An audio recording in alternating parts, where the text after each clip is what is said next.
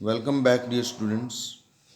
पहले हमने पढ़ा था what is MTP, medical termination of pregnancy, और हमने उसमें ये भी पढ़ा था किस पीरियड में एमटीपी सेफ है और कब ये करनी चाहिए, किन कंडीशंस में करनी चाहिए। अब हम आगे बढ़ते हैं। इसमें देखो, government of India legalize the MTP in 1971। Government of India ने एमटीपी को लीगलाइज कर दिया 1971 में। यहाँ तुम एक क्वेश्चन लिख लो, when MTP was legalized by government of India. दोबारा से बोलूँ, when MTP was legalized by government of India. तो ये लीगलाइज हुई 1971 में। एक नंबर का क्वेश्चन है, पूछ लिया जाता है। लेकिन लीगलाइज किया with some strict conditions to avoid its misuse, ताकि इसका मिसयूज ना हो। इसमें कंडीशंस लगाई गई। और क्यों लगाई गई कंडीशंस? ताकि इलीगल फीमेल फीटिसाइड ना हो। लोगों ने एमटीपी के द्वारा कई बार हेल्दी फीमेल बच्चे को, कि बच्चा फीमेल है, लड़की है, इसलिए उसको अबॉर्ट कर देते हैं। उसको रोकने के लिए ये रिस्ट्रिक्शंस, कंडीशंस लगाएगी। सच रिस्ट्रिक्शंस आर नेसेसरी, देखो, such restrictions are necessary to check the indiscriminate and illegal female foeticide which are reported to be high in India. ये काफ़ी ज़्यादा है इंडिया में, क्योंकि लोग लड़की को अबॉर्ट करना चाहते हैं। Then the medical termination of pregnancy amendment act 2017 was enacted by the government of India. ये एक्ट बनाया गवर्नमेंट ने। और एक्ट क्यों बनाया गया? ताकि इलीगल अबॉर्शंस ना हो।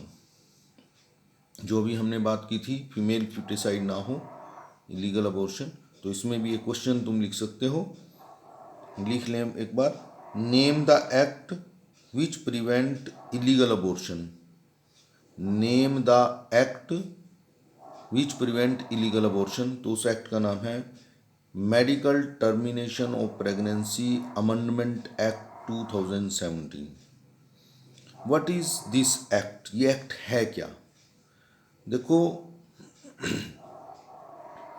According to this act a pregnancy may be terminated on certain considered grounds.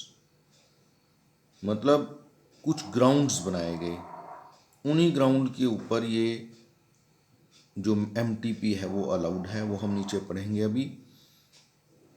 और कब अलाउड है? Within first 12 weeks of pregnancy. यानी according to this act, act क्या है? हमने अभी क्वेश्चन बोला था, what is this act? Act क्या है? According to this act, pregnancy may be terminated on certain considered grounds within first 12 weeks of pregnancy.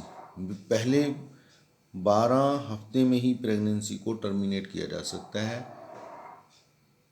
On the opinion, 12 हफ्ते यानी 3 महीने, on the opinion of one registered medical practitioner. और उसके लिए एक medical practitioner यानी doctor, registered doctor की opinion की जरूरत है। अगर वो कहे कि हाँ, प्रेगनेंसी को टर्मिनेट करना जरूरी है, otherwise it is dangerous for the mother और द चाइल्ड और द बोथ।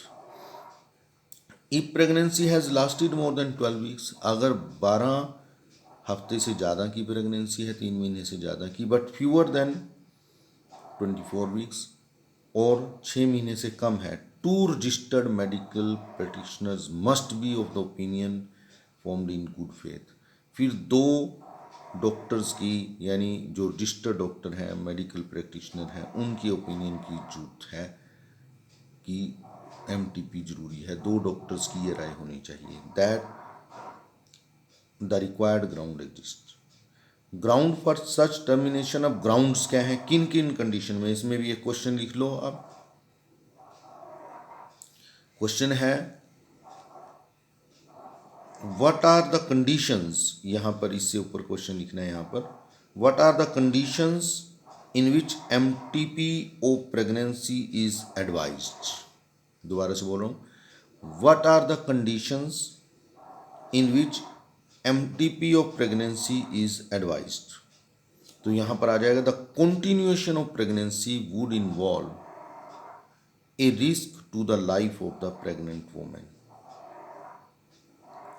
यानी जब ऐसा हो कि अगर प्रेगनेंसी कंटिन्यू रखेंगे, ये वोमेन, प्रेग्नेंट वोमेन के लिए यानी मदर के लिए रिस्क है, उसकी डेथ हो सकती है, और ऑफ ग्रेव इंजरी फिजिकल और मेंटल हेल्थ, या फिजिकल या मेंटल हेल्थ को उसके नुकसान हो सकता है। दूसरी कंडीशंस क्या है, there is substantial risk that the child were born.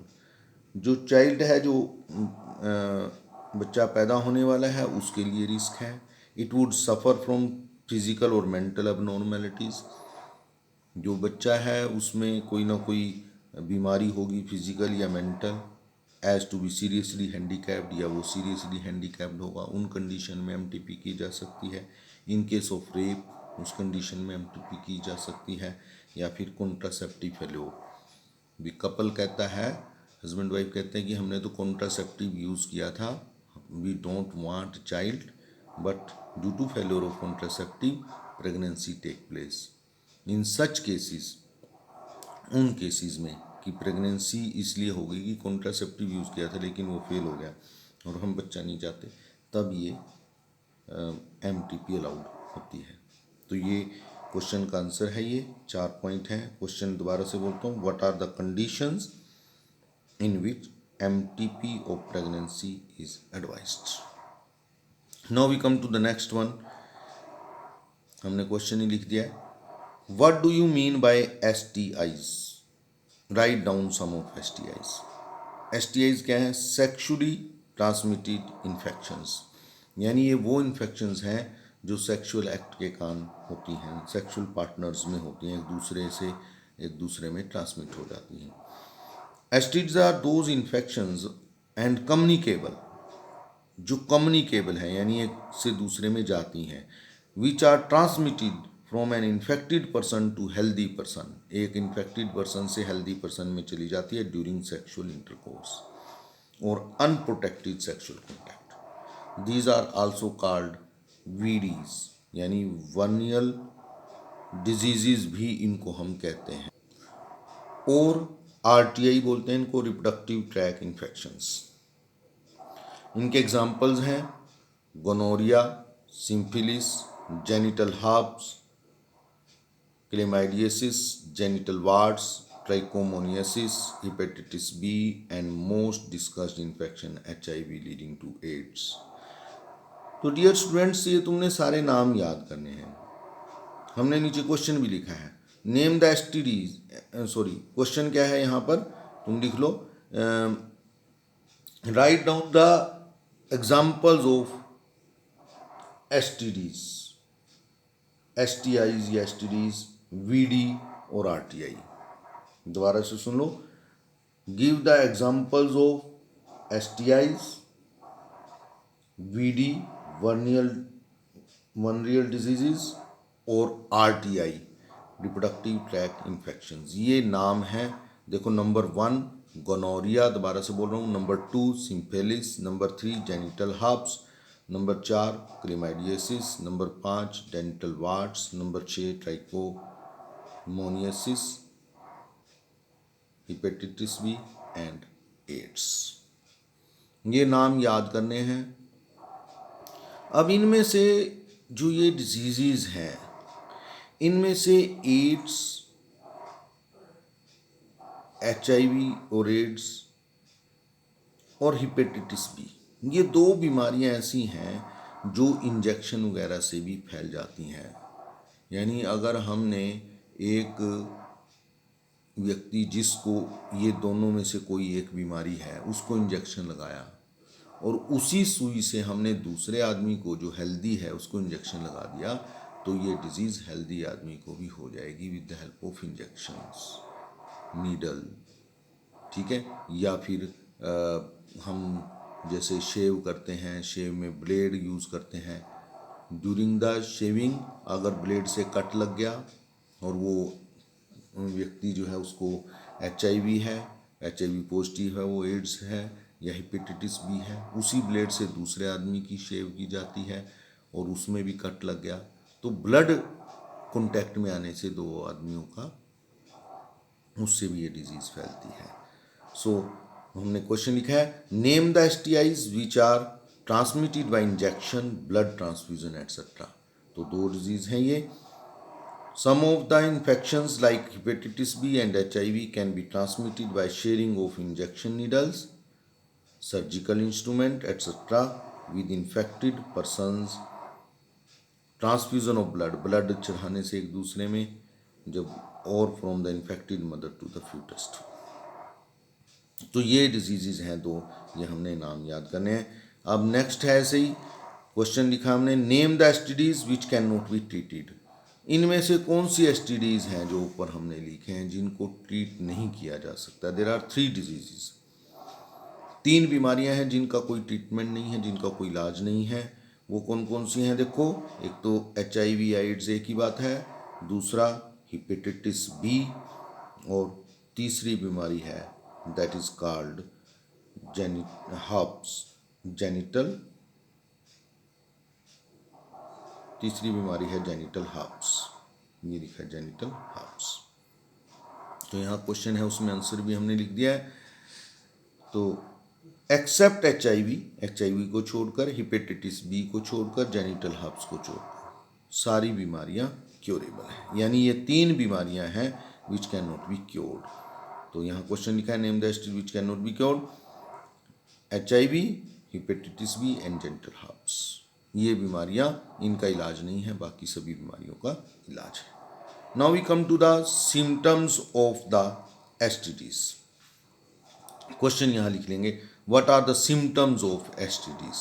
लिख लेंगे क्वेश्चन इससे ऊपर, what are the symptoms of STDs।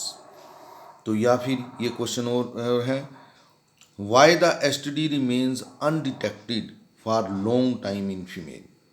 Question है, why STD remains undetected. Actual में जो STDs हैं इनके सिम्टम बहुत कम होते हैं और इनिशियल स्टेज में पता ही नहीं चलता कि कोई बीमारी है। देखो लिखा है, मोस्ट ऑफ दीज डिजीजेज यानी STDs have minor initial symptoms. क्या है, such as itching, fluid discharge, slight pain and swelling in the genital region. मतलब थोड़ी बहुत ईचिंग, खारिश होना, फ्लूइड डिस्चार्ज होना, कोई लिक्विड निकलना, स्लाइट पेन या स्वेलिंग, ये इसकी सिम्टम्स हैं और ये पता ही नहीं चलते शुरू में। इन्फेक्टेड फीमेल मे ओपन भी एसिम्टोमेटिक भी हो सकती है, उसको कोई सिम्टम ही ना हो, and hence may remains undetected for long time. तो लंबे समय तक वो अनडिटेक्टेड भी रह सकती है। तो डियर स्टूडेंट्स, आज हम इतना ही करेंगे। नेक्स्ट चैप्टर में, नेक्स्ट लेसन में हम आगे बढ़ेंगे। Thank you.